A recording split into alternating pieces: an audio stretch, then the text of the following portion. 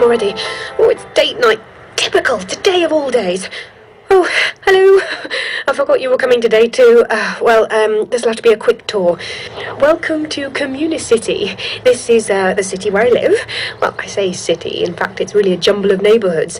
Everyone lives in their own little part of town. Each one's different from the next with its own little character. I love it. Oh, Lord. I said I'd drop the kids to school. Can we chat more on the road? Oh, yeah.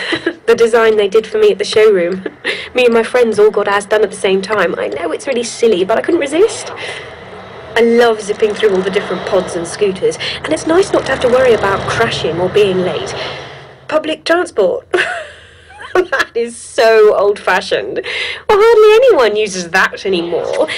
We haven't put money into trains or buses for years. It's saved loads of public money. We put that into local community centres, schools, or helping start-up businesses instead. Well, still, you do see people in bio buses. You know, they're the little minibuses powered by biofuel. Great if you're not so well off, I suppose. Oh, looks like I'm running a bit low on juice. It only happens when you're already late, doesn't it? My friend keeps nagging me to grow my own biofuel at home and get a scooter, but this thing's electric. Well, this should be fun. We're about to ask the community about expanding the practice. Everyone has a say over what happens locally. There's a plan to build a new road connecting us with Labourhood, a community of migrant workers a couple of kilometres away. It makes economic sense to establish links with other communities in the city who we really fit with, but this is different. It could mean more patients, but it would be good to get the cheap labour coming in. Hiya, how was the rest of your morning? I'm starving. I'll have to eat cheap. Food is so expensive. Despite the vertical farming, growing food for everyone is still a real challenge for many communities. Land is so hard to come by. I'll have to eat on the run. House calls this afternoon. My sister is so lucky. She works from home, doesn't have to travel at all. So many people do that these days. Now that is the life. It's date time. Let's get moving. Oh God, sorry. Are you all right? No, I can't stop. I'm really sorry. Oh, I forgot some people still ride a bike. Funny how many people still don't have at least a little electric mini scooter. Well, I'll say goodbye now. I want to touch up my lippy before meeting Mr. Right.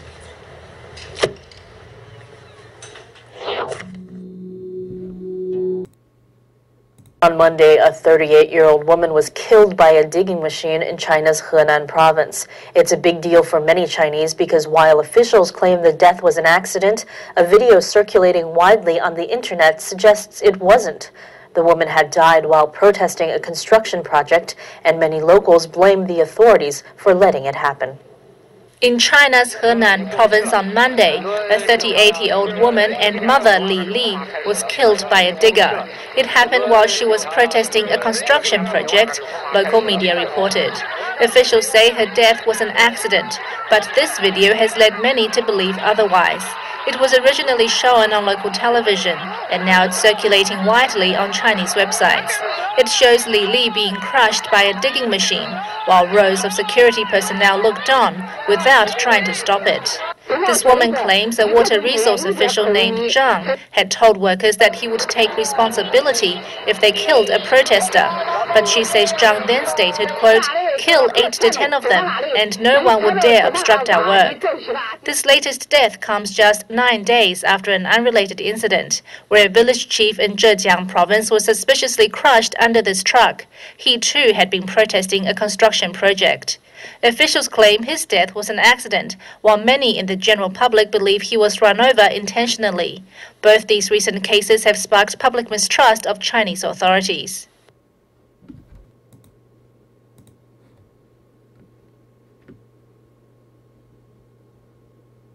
Hello, I'm Howard Schmidt, Special Assistant to the President and Cybersecurity Coordinator. And today I'm asking for your help in tackling one of the nation's biggest security challenges, internet safety.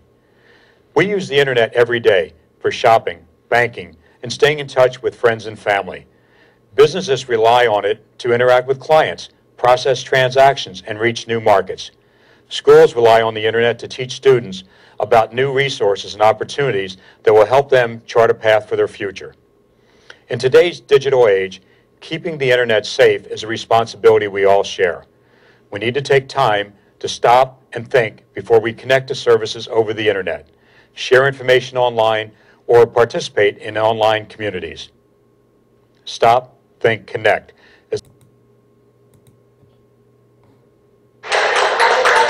Congratulating another person who's kicked the habit.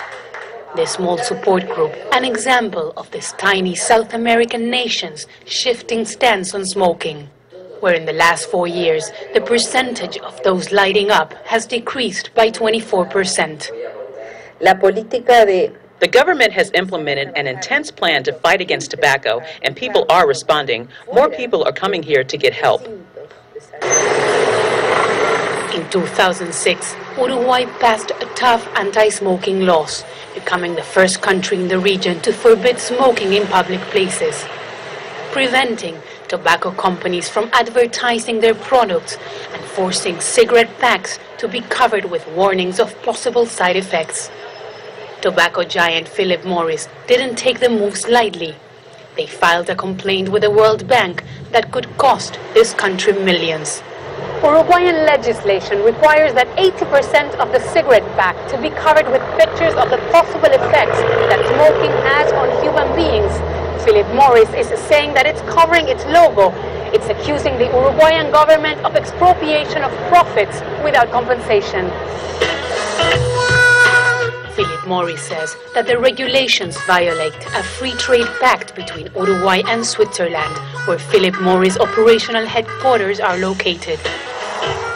Hello everyone, welcome to Global Government News. Today is Friday, January 14th, 2011, and I'm Darko. Welcome everyone. Please visit my website, www.ggnonline.com. That's ggnonline.com. Alright, this is part 2 of this news bulletin. And I just want to go through some of those videos there. You saw the last one was about smoking. And the only reason I included that is because there's this big anti-tobacco movement. And I'm getting scared, actually, myself, because I enjoy smoking. I roll my own tobacco. I don't buy the corporate packaged cigarettes. And for someone like me, I just think it's a really bad deal. And, you know, it's just getting worse and worse to the point where, you know, when I was in college from 2004 to 2008, they were already carrying out certain measures as far as you can't smoke near the door or in like an area where it's kind of away from the wind. You got to be out there, you know, basically out there. You can't, you know, be in like a little place where it blocks the wind, you know, where when it gets real cold here in the Midwest, it's nice to get away from it. And so you got to be out there like 50, 100 feet away from the door, completely, you know, it's just so ridiculous. And eventually, you know, like now they're you know, they have the smoking bans inside businesses now. Eventually they're going to have it to where they're just going to ban smoking, like they said, publicly outside at all. They're doing it in some places. And maybe Oregon, I think, Portland. And then eventually what we're going to get to is a full-on tobacco ban. It'll be like drugs, basically. And see, you know, what throws me into just kind of just disbelief is how these, I'm not saying Marlboro is a great company. They're putting all these poisons and toxins and all these other crap inside these cigarettes that you don't really want to be smoking. But at the same time, they should have the right to sell their product. On the other hand, you have them being forced by the government to show these pictures of these quote possible effects, right? You can go your entire life, and if you smoke regular cigarettes, non-packaged cigarettes, regular tobacco, and you're getting enough B17 or laetrine or amygdalina, which is, to fight cancer, you'll fight cancer, and you probably won't get it. You probably won't get throat or lung cancer, and so all of that is just a possible effect. So to force them to put on that box is not right, because if you do that, then you're going to have to put all these stupid pharmaceutical drugs. I want to see all those side effects. Everybody knows that there's 100 different side effects for each prescription drug. So why don't they put pictures of all the different side effects on the pharmaceutical drugs? No, they won't do that. They're not going to do that. So here we go. I covered this 2 weeks ago, about Spain doing a full-on smoking ban, and I said that I've been to Spain, and I know personally that the Spanish people like to smoke their cigarettes, and they're not going to like this at all. And it says, "Thank you for smoking. Spanish bars flout the ban," and it says here that you can go in here. It's kind of a feature article, so it's not really written like a hard news. So it's going to be, for me, too much time. So you can go and check that out. The link will be posted. But it's basically the rebelling. Smoking ban will get Senate hearing. For the fourth time, Indiana Senate committee will consider a proposed statewide indoor smoking ban if one is approved by the House.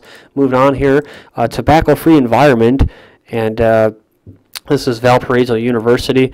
I didn't know about this, so I drove past it, and there you go. I saw a big banner in front of the hospital that's connected to the university. Pharmaceutical Educational Complex. And they had a big sign out here. You know what's so funny about this, guys? You'll like this. Is that they have this big thing, tobacco-free environment. But guess what?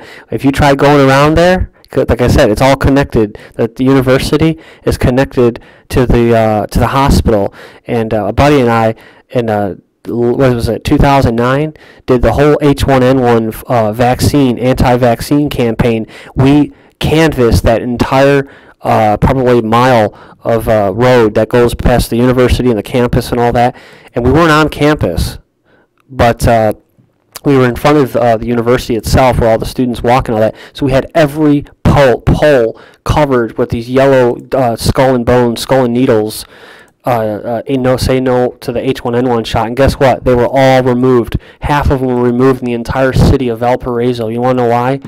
Because what we were saying was true, and the medical establishment where we put them right there, ground zero, they didn't like it, and they had someone pay, they paid somebody to remove those. And so I'm just going to show you. And it's weird stuff like that. It's a really weird city. We also have where we have a bank connected to a church. You know what I'm saying? So, I mean, it's very obvious. A lot of Masons in this city. So, anyways, here you go. We're talking about Oklahoma, Homeland Security, unusual interests in high risk or symbolic targets. Maybe you're at in a high profile location, and it says the following should be heightened sense of suspicion, a cause for heightened sense of suspicion. What is it? Suspicious or unusual interest. Ooh, an unusual interest. Okay. Surveillance, suspicious in nature. You're suspicious of surveillance. Inappropriate photographs or videos. So if you take a picture of a cop, that's inappropriate. Note-taking. Ooh, note-taking. Drawing of diagrams. Annotating maps. Using binoculars or night vision. See, only the cops in the military can do that. Individuals acting furtively or suspiciously. Avoiding eye contact. Ooh, individuals departing quickly when seen or approached. Right?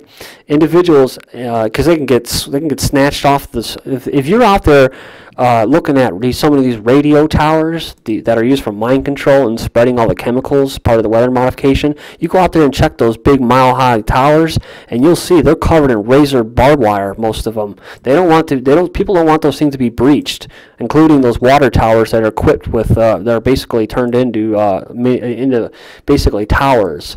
And if you're around there, you will have people coming out there, because I've had it happen to me. And there's something suspicious up with those towers, and they'll have some kind of security around you within a short period of time. So Finishing up for this part 2 video, U.S. President in Pakistan exposed. Look at this. The Islamabad government has admitted for the first time that there are U.S. Marines operating in Pakistan's southwest Balochistan province. So how about that, guys? We've had ground troops in Pakistan, right? And the whole time we thought we were just killing women and children with drones. Huh.